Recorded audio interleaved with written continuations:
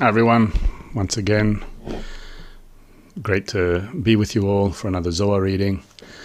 Who do we have here with us? Let's see all these special points in the hearts, all these special desires meeting for this session from around the world. We have Carl from Pittsburgh, Eva from Woodstock, Lisbeth from the Netherlands, Susan from Toronto, Michaela, peace and love from Romania, Patricia from Ohio, hello friends from around the world, it's great to be here with you all.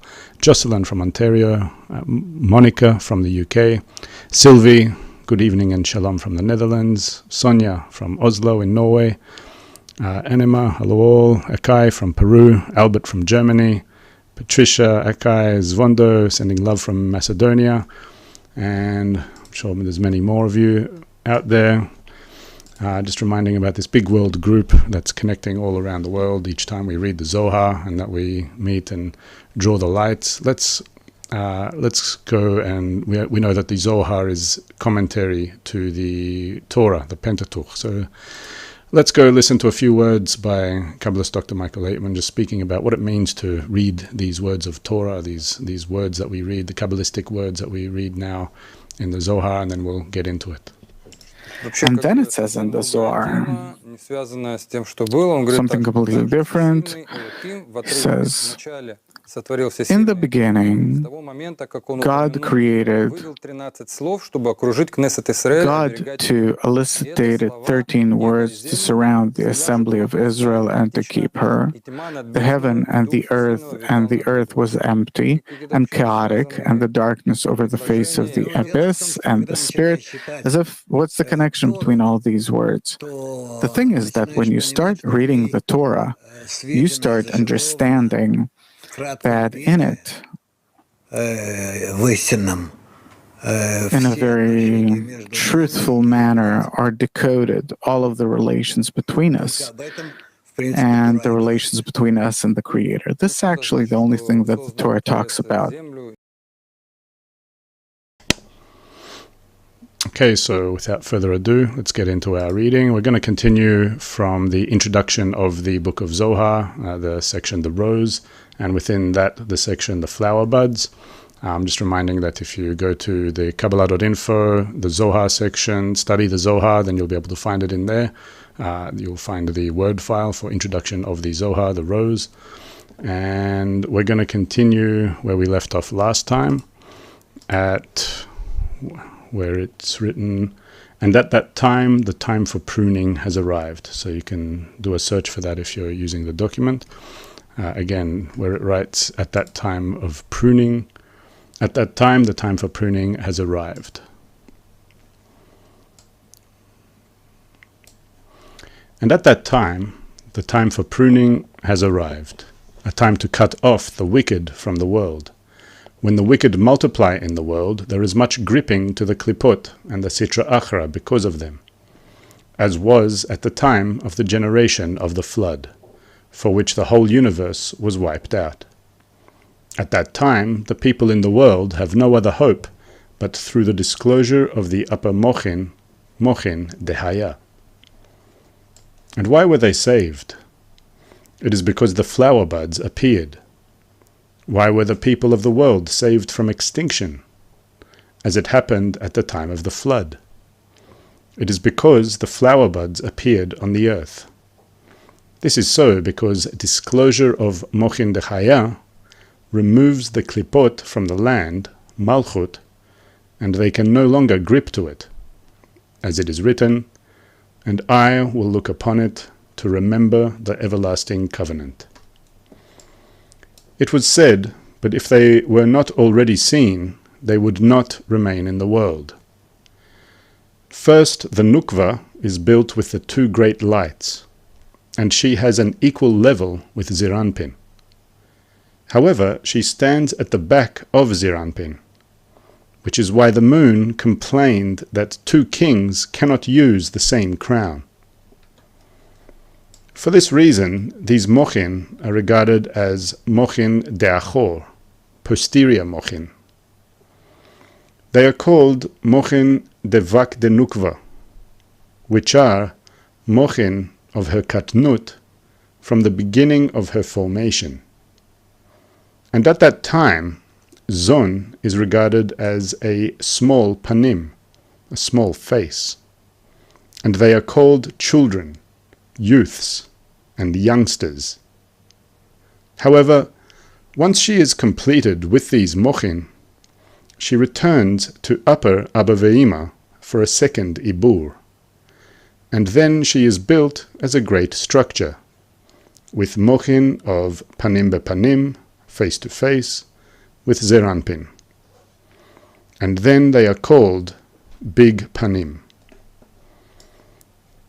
It is known that there is no change or absence in the spiritual, and those mochin de'achor, small panim, remain in her even at the time of mochin and gadlut. Moreover, the reason for the extension of the mochin dehaya is primarily in the kelim de mochin de'achor, in the small panim. It was said, and if they were not seen, they would not remain in the world. In other words, if those flower buds had not been seen in the nukva from her katnut, in the construction of her achoraim, the mochin dechaya would not have remained in her during the gadlut as well, since she would have no kelim in which to receive them. 6. And who is the one who sustains the world and causes the patriarchs to appear? It is the voice of the children who engage, and for these children of the world is saved. It is in relation to them that it is written, "We will make for you turtle doves of gold." These are the children, youths, and youngsters, as it is written, "You shall make 2 chrubim of gold." Explanation. The children of the world are mochin de'achor, which is called small panim. Also, the children of the world, as well as children, youths, and youngsters, and their zivug in that state, are called the voice of the children who engage in Torah. They are the turtle doves of gold, and they are the 2 chrubim, small panim, small face, without which these mochin dechaya, which extend by the hitkalelut of right in left, would not be received in the nukva whatsoever. And who is the one who sustains the world at the time of proliferation of the klipot, who have the power to destroy the world as during the time of the flood? There is no hope except the drawing of mochin dechaya in the rainbow. By that the world will be saved. And who is the one who sustains and saves the world at that time, and causes the patriarchs, who cause the disclosure of Chagat in Mochin Derosh, when Chagat became Chabad Dehaya, to appear? The voice of the children who engage in Torah causes that, the Mochin De'achor, which is the voice of the children and the turtle doves of gold. That brings us to the end of the section of the flower buds in the rose. And while we come to the end of this section, let us go to another clip where Kabbalist Dr. Michael Laitman explains a little bit about what does the red and the white in the rose symbolize. Why red and white? There's red and white in the rose. Why? Because there's mercy and there is judgments. The red is the judgments, and the white, to the contrary, where we in our relations push away the judgments and relate to each other only with the help, only through friendship, love. kindness. This is what a Kabbalist feels, that he feels all the love and bestowal in the form of white light, yeah, and all the harsh judgments, yeah, the harsh relations between us, harsh attitude toward one another is the red light. Does it have some kind of impact in our world, that people relate or respond to the red light in a specific way? Well, yeah, actually, there could be, it's like we say, white light.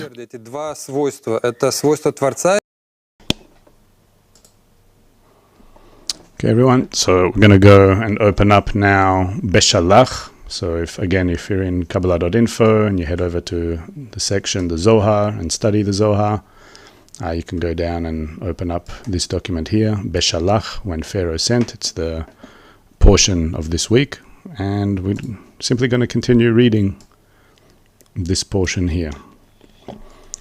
BeShalach, when Pharaoh sent. And Elisha passed over to Shunem. 1. A prayer of Habakkuk, the prophet over whims. What is the difference for which it writes a prayer of Habakkuk the prophet more than all the prophets in the world? It is not written about them a prayer of Isaiah the prophet, or of Jeremiah, or Ezekiel, or Hosea, or any other prophet in the world. 2. Elisha was awarded in this world what no other prophet was awarded, other than Moses. It is written, and there came a day, and Elisha passed over to Shunem, and there was a great woman there. She was great in actions. The whole household was praised because of her. And she is the landlady. And because her husband was not at home, to be the prominent one in the house, he was not mentioned, but she was. 3. There was a great woman there, means she is greater than all other women in the world. This is so because when the rest of the women in the world see a guest, they regret it and push him, much less spend money on him. But this one was delighted with a guest, spending money on him. When she saw Elisha, she was delighted about him. Hence, all the praise is for the woman, since the guest in the house is the woman's. This is why it is written, and there was a great woman there, greater than all other women. 4. And she said to her husband, Behold now, I know that this is a holy man of God. How did she know that Elisha was a holy man? She put a white sheet in his bed, and never saw nocturnal emission on it. Also, there was never a fly on his table. 5. Why is it different, that it says that she did not see nocturnal emission in him? After all, many people in the world do not see nocturnal emission. Also, why does it say, Behold now, I know, since there was never a fly on his table?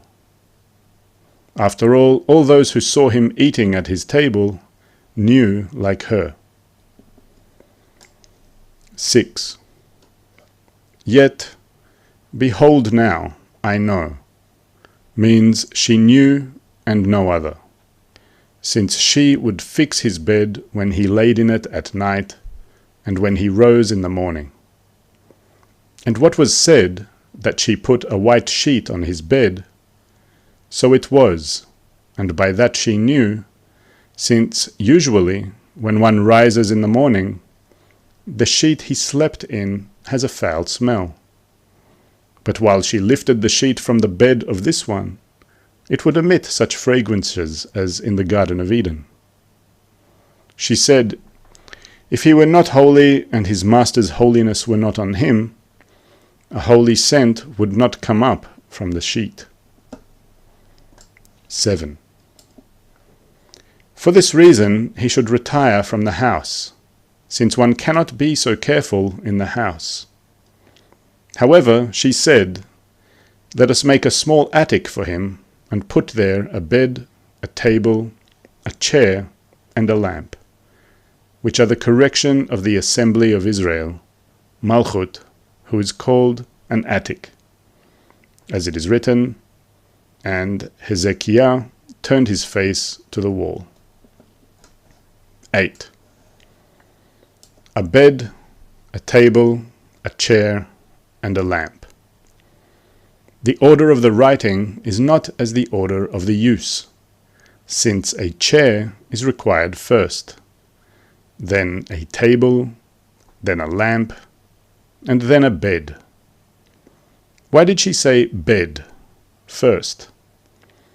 It is because she was more fond of the bed than of everything, and one puts what one is fond of first, since she saw higher sanctity in the bed than in all the others. 9. One day he came there. What is that day? It is the good day of Rosh Hashanah, in which the barren woman of the world are counted, and the people of the world are counted. He called Shunammite and said, "Behold, you have been careful for us with all this care. For this reason I must scrutinize this day in the dinim, in the judgments of the world, since the Creator judges the world on this day. And because I have retired alone in this place, in the attic you have made for me, I must regard the dinim of this world, since the one who parts alone on Judgment Day, even if he is worthy, he is caught first." 10. And what can be done for you? Would you be spoken for to the king, or to the captain of the army? Is this needed for a woman, who does not go out and does not go to the king's palace? However, this day caused all the people in the world to be placed in din, in judgment. And on that day, the Creator is called a king of judgment. He told her, "If it is the high king that you need to atone your actions, I will speak and ask on your behalf." 11. And she said, "I dwell among my own people." What is she saying? When the din hangs in the world, one should not part from the collective by himself. He will not be mentioned above, and he will not be known alone. This is so because when the din hangs in the world, those who are known and are inscribed alone, though they are righteous, they are caught first. Hence, one must never retire from the people, because the Creator's mercies are always on the whole people together. This is why she said, "I dwell among my own people, and I do not wish to part from them, as I have been doing thus far." 12. And Gehazi said, "But she has no son." Elisha said to her, "Certainly the time is right for you to be delivered with a son, since the day causes." On Rosh Hashanah, the Hebrew New Year's Day, the barren are counted. And he said, "At this time next year you will embrace a son." And the woman conceived and bore a son. Afterwards he died. Why did he die? It was because the son was given to her and not to her husband. And he was tied from the place of the female, and one who is tied to a female, death is his fate. How do we know that he was given to her? Because it is written, "You will embrace a son." 13. It is written about Abraham, I will surely return unto you, and not to her. Indeed, to you he was tied to you, and not to the female.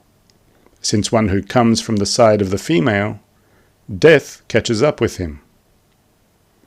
She went up and laid him on the bed of the man of God, since she saw higher ktusha, holiness, there, more than in all of them. 14.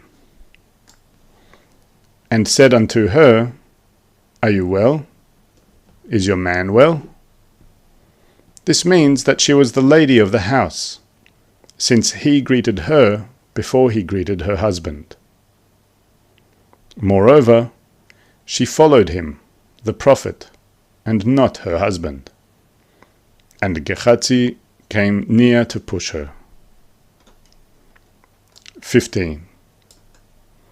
And the man of God said, Let her alone, for her soul is bitter within her. What is the difference for which here the text calls him man of God, and when he was in the city, it called him Elisha? Here he is indeed the man of God, for here is his place, and not in the city, and not at a time when the sons of the prophets were before him. This is why he was not called man of God, but Elisha. 16. And the Lord has hidden it from me, and has not told me. It is written, And the Lord showered Sodom. The Lord means he and his courthouse. This is the courthouse below, Malchut. It is written, And he has not told me. What is the reason that Elisha did not know? The Creator said, How will I kill this one? If I tell him, he will not die, because it is his gift. And he prayed for him, and did not let him die. But he should die, of course, since we learned that it is written, You will embrace a son. So he was tied to the place of the female, and death is caused from the place of the female. This is why he did not tell him. 17. And he said to Gehazi, Gird up your loins, and lay my staff on the lad's face, meaning that the miracle had parted from him because he was not worthy of it. And the lad's mother said, As the Lord lives, and as you live, I will not leave you. Why did she so plead to him to go himself when Gehazi was going? She knew the ways of that wicked one, Gehazi, that he is not worthy of a miracle being executed by him. 18. And put his mouth on his mouth, and his eyes on his eyes, and his hands on his hands, and he stretched himself on him, and the flesh of the child became warm. Why did Elisha do so? Elisha looked and knew that this place of the female to which he was now tied is what caused him to die.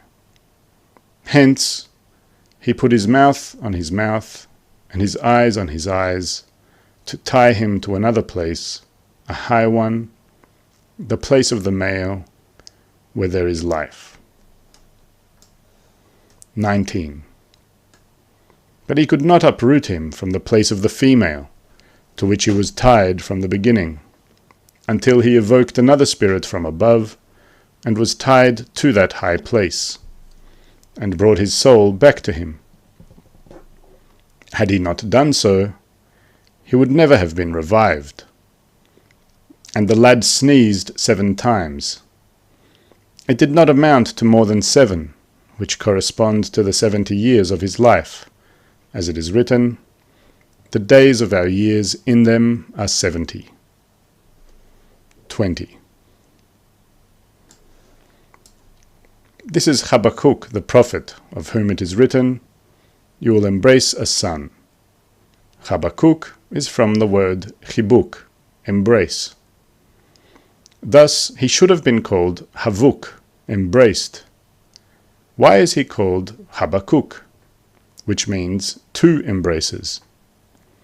One embrace is of his mother, and one embrace is of Elisha, who embraced him when he revived him.